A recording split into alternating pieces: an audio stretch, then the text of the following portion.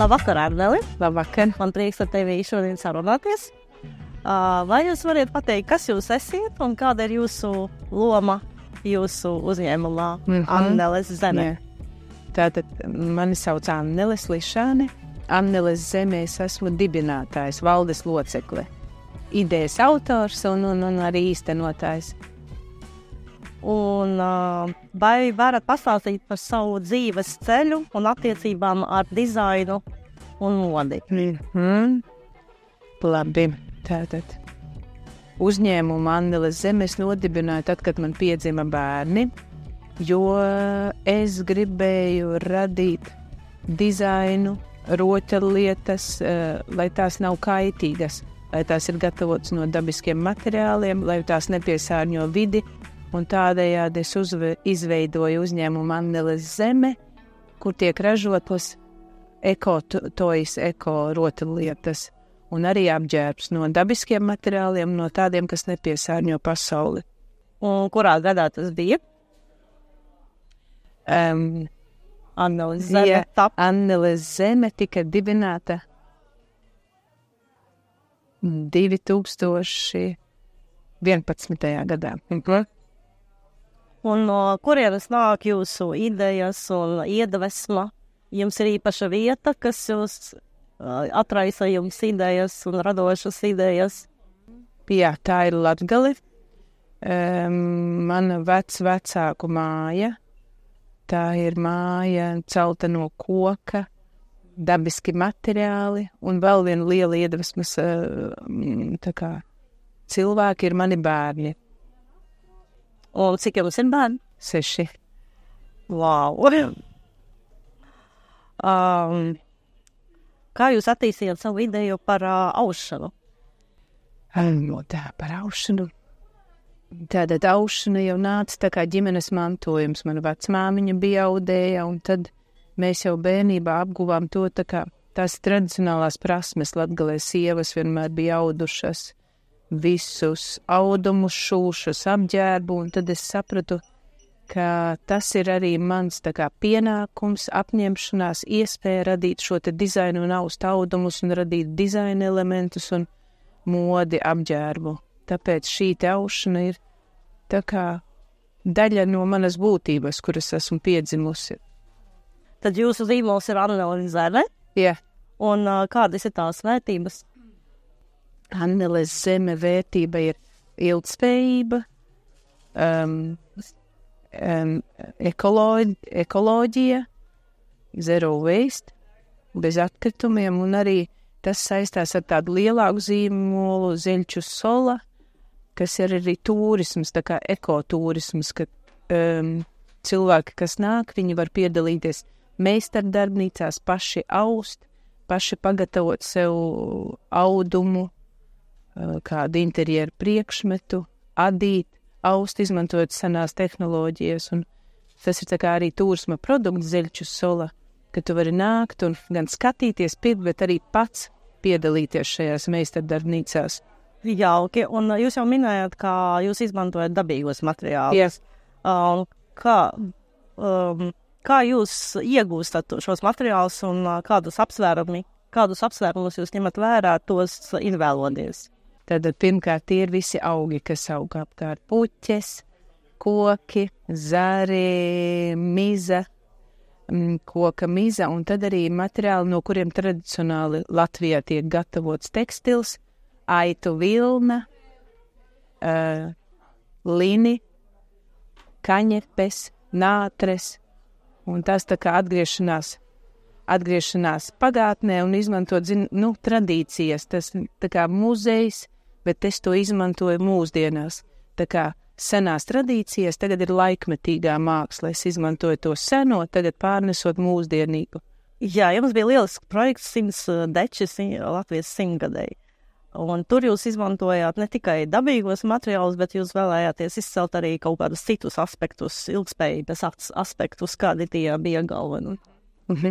Tātad tekstilmākslas un literatūras projekts 100 deči Latvijai bija dāvana Latvijai 100 gadu dzimšanas dienā, un tur ir 3 aspekti. Dabas materiāli, ka es savācu eju pļavā, mežā upē savāc dabas materiālus, auž no tiem paklājus. Tad ir tradicionālie kokvilna, līns, vilna, kaņepe, nātre. Un tad ir trešā lielā daļa otrreiz pārstrādājumie materiāli. Domājot par pasaules ilgspējīgu attīstību, es audu dečus, jeb paklājus no materiāliem, ko mēs izmetam ārā, ko mēs lietojam pie austiņas, telefona, riteņus, riteņa kameras, plasmasas maisiņus, maizes maisiņus, tā maizes derīguma saspraudītes, papīrs, avīzes, grāmatas, viss, ko mēs izlietojam un izmetam ārā, no tā es radīju jaunu materiālu.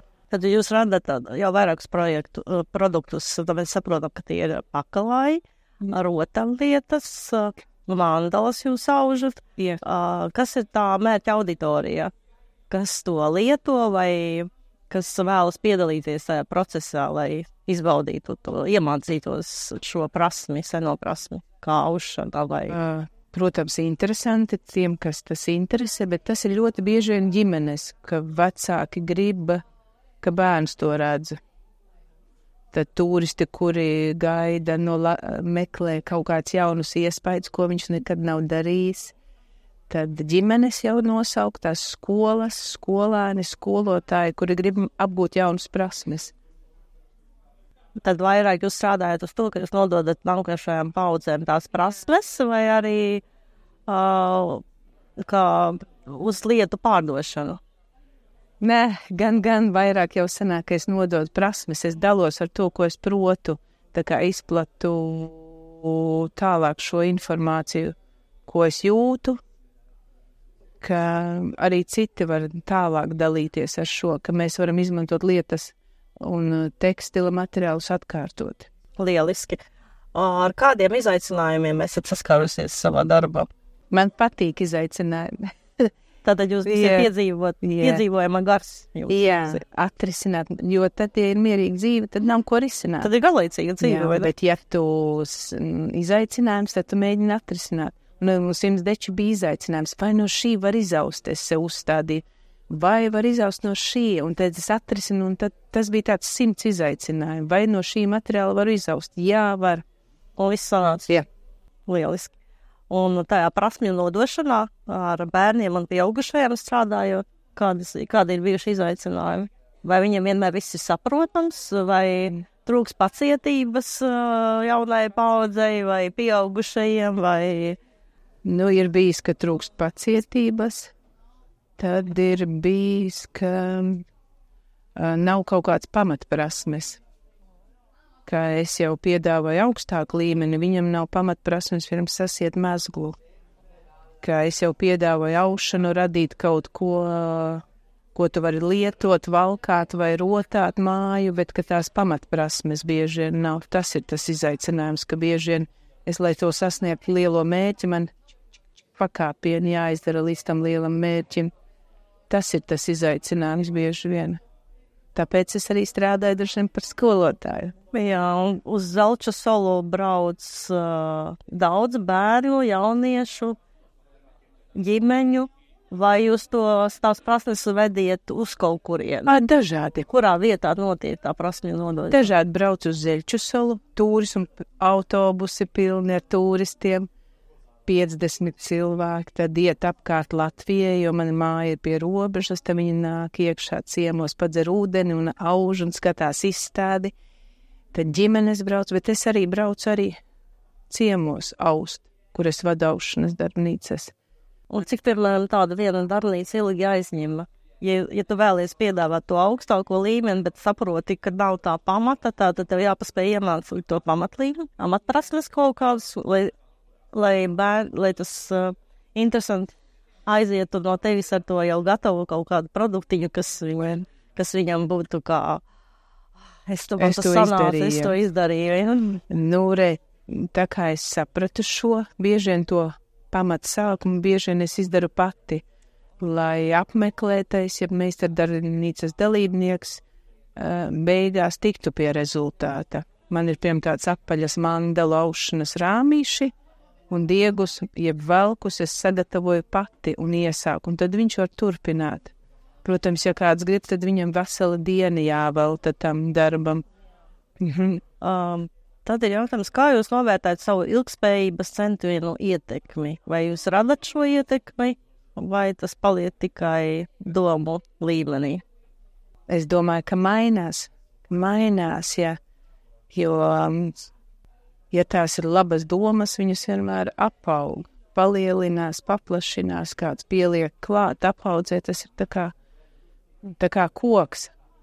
Aug un izaug jauni asni un jauni sekotāji, jauni turpinātāji.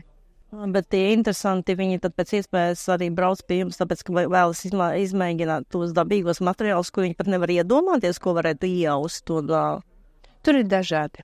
Brauc tādi, kuri zina, ko viņi grib. Piemēram, pirts paklāju saunai, ka viņš grib tieši no tām zālēm, lai sevi, piemēram, attīrītu, ārstētu, kaut jaunas emocijas iegūtu. Brauc tādi, kuri neko nezin par aušanu un tad brīnās. Dažādi ir iemesli. Brauc tādi, kuri brauc tikai uz izstādi, skatās, kā es aužu, tā kā teātri. Tā, jūs minējat, jūs strādājat ar dizainu un arī ar modi, lai gan tradicionālā mode lielā mērā paļaujas uz mārketingu. Kāda ir jūsu komunikācijas stratēģija vai kā jūs nododat to ziņu, ar ko jūs strādājat? Latvija ir tāda tirgus tradīcija ļoti sena, jau no iepriekšējā gadsimta vidus, ka ir tāds viens liels tirgus, kur vairāki tūkstoši amatnieku sabrauc, un tad vairāk tūkstoši apmeklē un skatās un pērk, un es vienmēr piedalos tajos tirgos. Tad pilsētas svētki ir tāda amatnieku tirdziņa, es bieži braucu uz izstādēm, ka tas ir ikdienā. Tad lietoju sociālos tīklus, lai par šo stāstītu. Lietoju atslēgas vārdus, jeb hashtagus īstos. Tādā veidā jūs komunicējat ar klientiem, tā viņi jūs atrod, un pēc tam arī piesakās pie jums, un jūs tad organizējat tās meistardarbības. Jā, un arī domājat par šiem 100 dečiem, domājat par cilvēkiem arī ar īpašām vajadzībām, cilvēkiem, kuri neredz vai nedzird.